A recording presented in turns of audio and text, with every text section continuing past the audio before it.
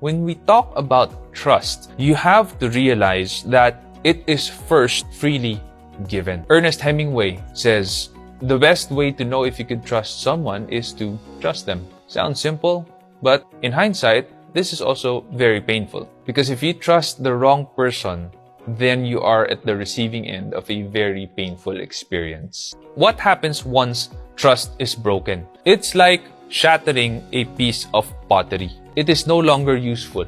It is scattered to pieces. It cannot hold any water anymore. How will they begin to believe you again? The answer is simple. Pick up the pieces one by one and make sure that you try to make it whole again. And you do that by practicing the 4 major pillars, plus practicing 3 other things. What are these 3 things? Number 1 is humility. Own up to what you've done to break that relationship, to break that trust. Say sorry, apologize, and make sure you tell them you'll never do it again. Now, they may not believe you when you say that, but mean it. What's important is you mean it and you keep it this time. The second thing that you need to do is be subject to that other person's accountability checks.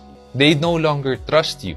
You apologizing does build the base, but that still lacks a lot of stuff in order for it to hold water. And lastly, number 3, keep on working on restoring that relationship. Be faithful, be loyal, be committed, and be reliable. Now, it will always be fragile. It will never be the same. But there is still hope when you break someone's trust. You can still rebuild that trust, but it takes a whole lot of work, and it is a very painful and humbling process and will require a lot of sacrifice.